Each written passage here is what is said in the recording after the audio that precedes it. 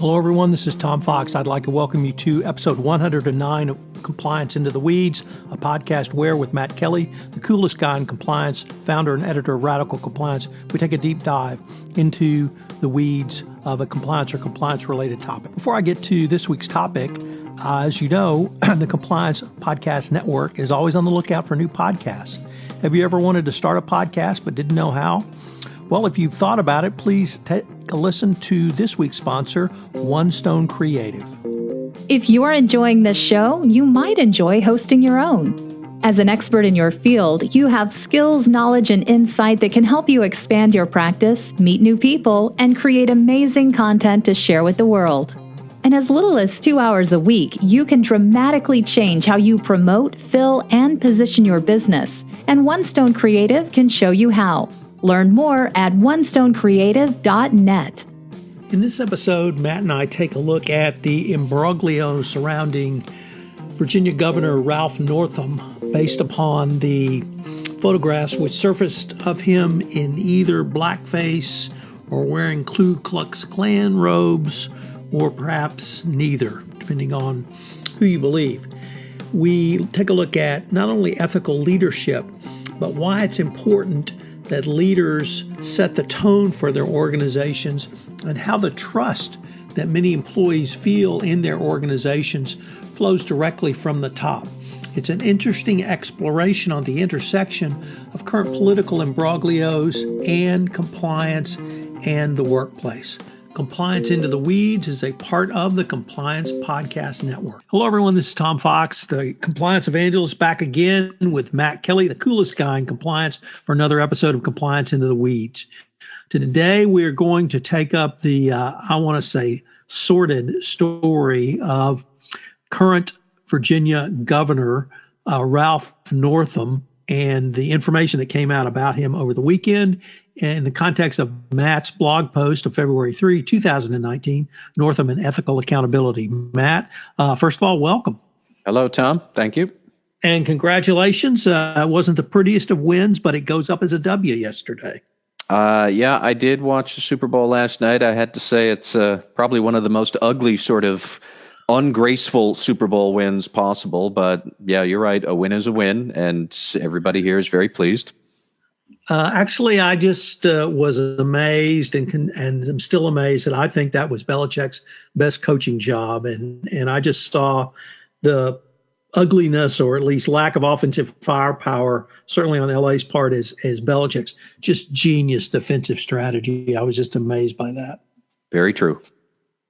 So on to Ralph Northam. It surfaced a couple of pictures of him in a yearbook.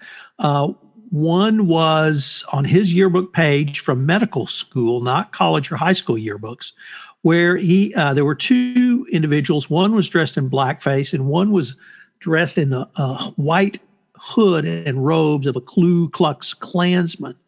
Northam first apologized. He then said, well, it really wasn't me. He may have given a third story. I'm not quite sure. I can only say, thank God his wife was there at the press conference, that she prevented him from doing the Michael Jackson moonwalk, because at one point he said that they were impersonating Michael Jackson at a dance party. And that would have been disaster if he would have done that, even if he pulled it off. So in this sordid story, Matt, what did you see or what struck you about ethical accountability? Well, what really struck me, Tom, was when Governor Northam announced that he would not resign because he now believes that he was not in that photo. He doesn't recall taking those photos. He doesn't recall seeing this yearbook ever. He claims that he was as surprised as anybody else when they surfaced last Thursday or Friday. And of course, by the time he said, I am not going to resign, although I did once do a Michael Jackson impersonation and all of that, frankly, kind of farcical nonsense of that press conference on Saturday. There were many, many Democrats who were saying, you must resign. Your position is untenable, even if you are correct and that wasn't you and you never did that and you didn't see the photo, you didn't put it in, you still have to go. But Ralph Northam was saying, no, I'm not going to go. And that may change as of the time, Tom, that you and I are talking. He's saying he might resign if his position does become untenable. I kind of thought we already were there, but whatever. He may yet resign. But for now, he's here.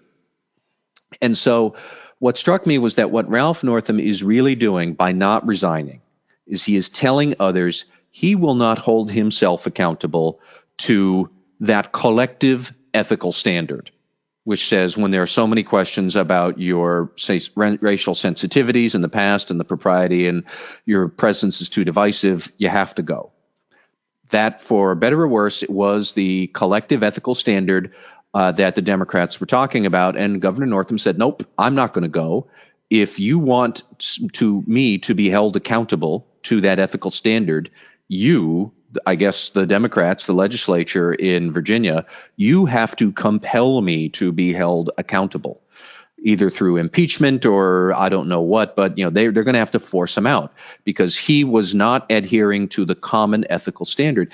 And that's when I realized that whether Northam is conscious of it or not, he is employing the strategy of none other than one Donald J. Trump, who time and again, we have seen since he declared his candidacy for presidency in 2015, clear up through today, this is Donald Trump's MO of he repudiates that accepted collective ethical standard that says leaders must behave this way or they can't be leaders. He says, nope, I have my grip on power. I'm keeping it. You don't like it? Go ahead, impeach me.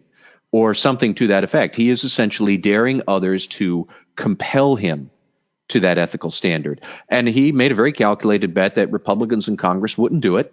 And so far, he's been right. They hadn't done it. And I don't know that Republicans ever will come around to that.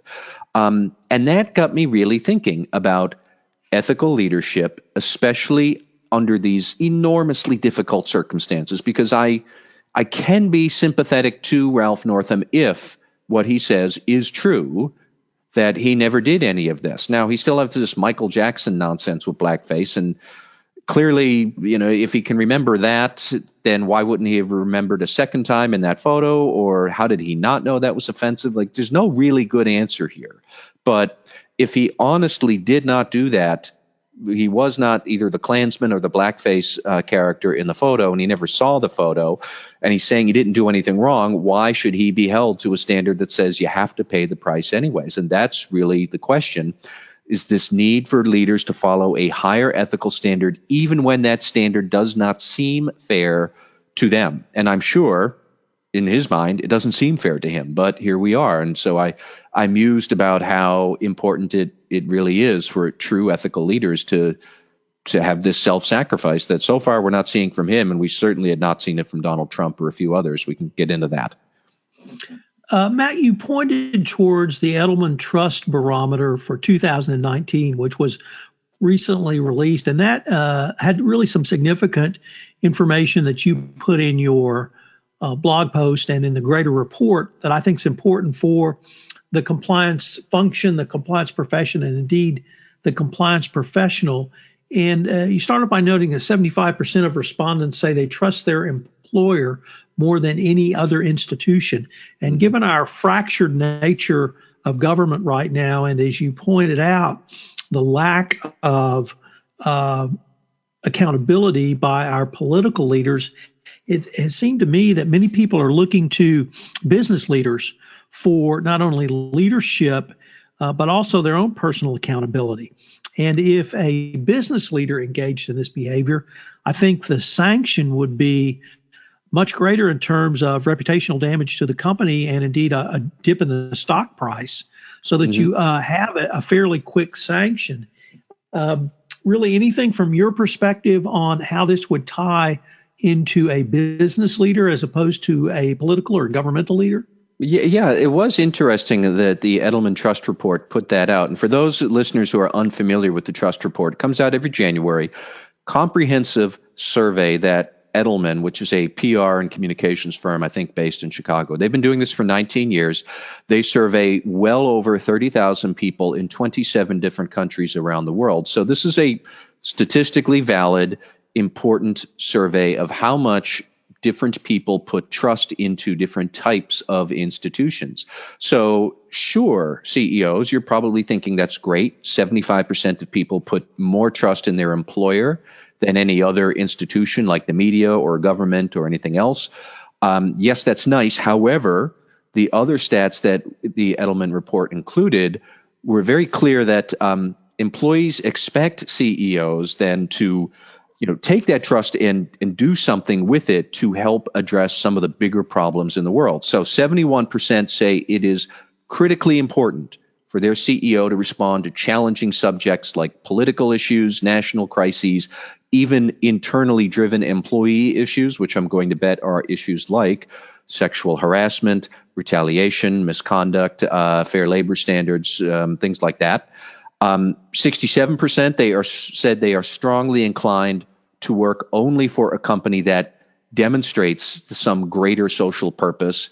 And some other interesting fact here was clearly demonstrating the company's values. And of course, the Edelman report was a bit vague on what this actually means. But if you're looking as an employer to foster stronger trust in your employees, how would you do that? One of the best ways to do that is to clearly demonstrate the values the company talks about, really put them into practice. So when you take all of that together, it really says that employees are looking for organizations that are really grounded in ethical values, and the leaders have to put those values into practice. And that gets back to these collective ethical standards that we all have, and how would an organization handle that if the leader, him or herself, is called into question? And that's exactly what happened with Ralph Northam. He was only called into question. Nobody has rock solid proof that it is or is not him who did that very dumb, very offensive thing back in 1984, but it's called into question. And the ethical standards are pretty much like, guy, you gotta go. And he doesn't want to go. And so how is the organization going to handle it? And how would a company handle something similar? It's relatively easy for a board of directors to solve a problem when they want, because they can just fire a CEO relatively easily, much easier than, say, impeaching a governor or a president. But you really have to think, is that what is in the best interests of the whole organization, whether that's a company or a state or a country or any other big body like that? Having the ability to compel the leader to ethical accountability, that's nice. We should have it, but actually going through with it is terribly divisive. And that's why it is so important that ethical leaders understand there's maybe a degree of self-sacrifice that could be involved someday, even when it sucks. And for Ralph Northam, I'm willing to bet this sucks. But if you really want to have Virginia tear itself apart, then staying in office, Ralph, that is just the way to do it, because that's what will ultimately happen here. And that's sort of where I was going with the importance of it across different types of organizations, including corporate. Let me take things a little bit different direction, yet in one of the other points you touched on in your blog post, because I've been thinking a lot about Northam in the context of Brett Kavanaugh. Yeah. And Kavanaugh, as most of our listeners will recall, was accused of sexual assault. No proof of that sexual assault. His accuser, he didn't face his accuser, but his accuser testified in open hearing in the Senate. I certainly found her testimony credible. But what I did not find credible, and what I thought disqualified Kavanaugh from sitting on the Supreme Court, was his response. And it was the most temperamental, non-judicial temperamental response that I've ever seen in a Senate hearing. What I was greatly disappointed in Governor Northam, and indeed what I found the most objectionable, was his response. His response was not that he made a mistake. It was not to, or perhaps acknowledge accountability. It was the same strategies, as you noted, have been employed by the president. Obfuscate, say it wasn't me, deny, or just say, come and get me. Mm-hmm. And that had he asked for forgiveness, had he attempted reconciliation, perhaps we'd be having a different conversation. The same with Brett Kavanaugh. But we have now seen the responses to these both very damaging accusations against both men, I've found completely wanting within both the public and private sphere. Yeah, I had mentioned Brett Kavanaugh in my post as well, because I had thought that there are a lot of parallels between what he did, what allegations were leveled against him, and how they were against him, and what has happened here with Ralph Northam, is that, basically Brett Kavanaugh forced the issue, and that was a terrible thing. And that alone, I thought, disqualified him from serving on the Supreme Court, regardless of Brett Kavanaugh's political leanings or his judicial predilection for conservative interpretation of the law. I get it that Republicans are in charge. They're going to put somebody like that on the court.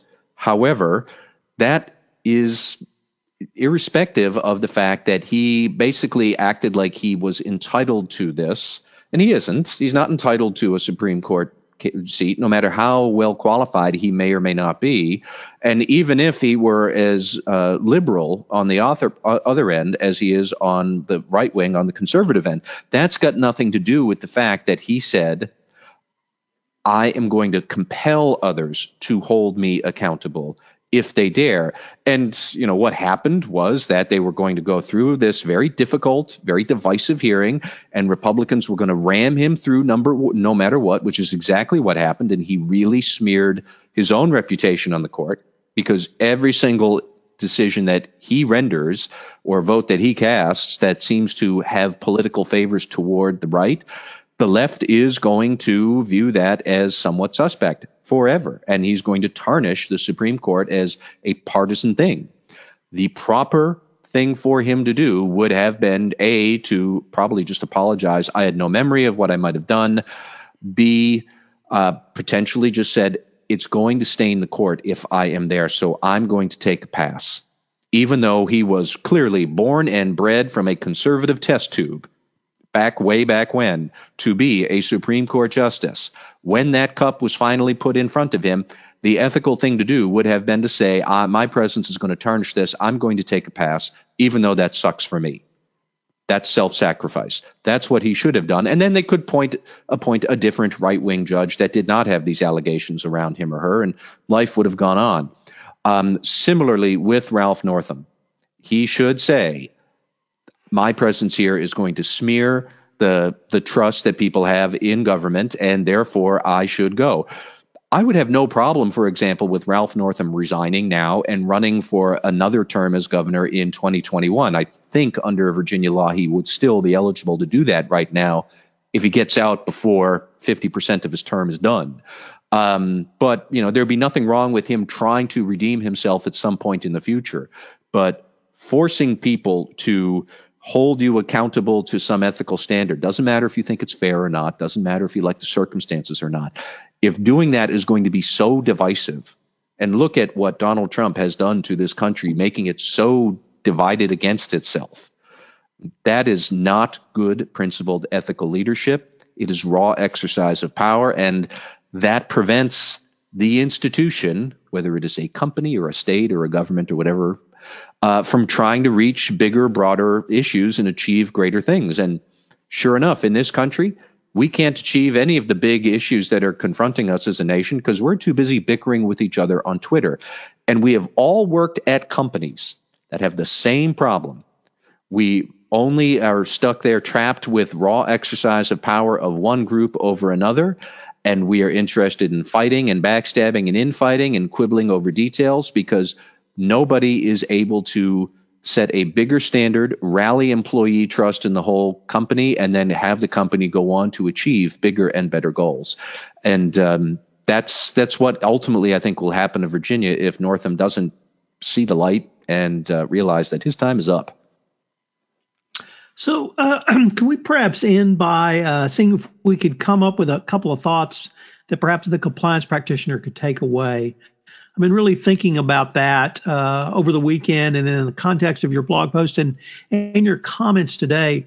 And it seems to me that the CCO may more than once now need to move towards a CECO to have an ethics component and to actually talk about ethical behavior because of what you said, that people want to work for a company they have pride in. They want to work and be associated with an organization they can hold their head high in addition to just the business reasons for wanting to work with a successful organization. Really, any thoughts on that? Yeah, I had been struggling a bit to say what are the practical takeaways for a compliance officer, because it sounds almost trite to say more ethics training for your leader to understand what ethical leadership is and what self-sacrifice is. There's a certain school of thought that if you have to be told what self-sacrifice and selflessness is, you're probably not that good at it anyways. And I kind of see the sense in that. But I do think that, certainly you could take some of the findings from the Edelman Trust Report, for example, and bring them back to CEOs and the board to say that these are issues that are probably existing within our own organization.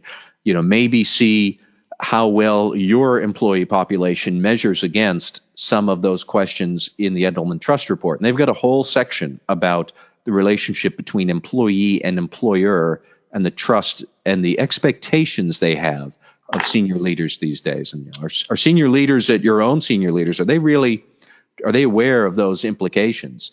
I don't necessarily know that there's a training course you could roll out for the C-suite about self-sacrifice, but at the very least, you could talk with them and tell people, would we really know how to handle something like this? And as an aside, I won't go too far down this rabbit hole, but there's that business book out there, Good to Great, written by Jim Collins, came out in 2001, where he looked at organizations that had been around for a long time and were respectable, but not stellar in their performance. And then they started to achieve outstanding performance relative to their peers. And why was that? And he did say the very most important key was strong leadership from the CEO. He actually identified 5 different classes, and a level 5 leader was the best. And they were the ones who really drove organizational excellence. And if you drop that into your talks with the board and the CEO, better performance, organizational excellence, then they'll perk up. But he did say that the most common trait of these great level 5 leaders was humility and selflessness, and an awareness that the burdens fall heaviest on them. How would a CEO at your own organization handle this burden if something this awkward and unfair came to the company? Better to have those conversations ahead of time when there's no particular burden than to have them on the fly when a real burden has come along and the whole employee base is at each other's throats and everybody's clamoring about you on Twitter and in the media and everything else. That is not the time for somebody to figure out just how ethical and self-sacrificing their leaders are. Best to try and get a better sense of that ahead of time. That's probably all I could say. Well, Matt, we're bumping up on the half hour, so we're probably going to have to end this discussion. But it's been a fascinating exploration of not only the philosophy of ethics and ethical accountability, but some of the practical tips for the compliance practitioner. Matt and I have been visiting today about Ralph Northam and Matt's blog post, Northam and Ethical Accountability. Matt, look forward to seeing what next week brings us. Thank you, Tom. Hello, everyone. This is Tom Fox again. I'd like to thank you for listening to this episode of Compliance into the Weeds. If you're interested in letting us know your Super Bowl prediction, please email me at tfox@tfoxlaw.com or email Matt at mkelly@radicalcompliance.com, and we'll keep a running tally. We will certainly report on the results in our podcast next week, and I hope you'll join us as Matt and I once again take a deep dive into a compliance or compliance-related topic. If you would like to start a podcast, please think about joining the Compliance Podcast Network. It's the largest social media presence in compliance. This is Tom Fox. The Compliance Into the Weed podcast is a part of the Compliance Podcast Network.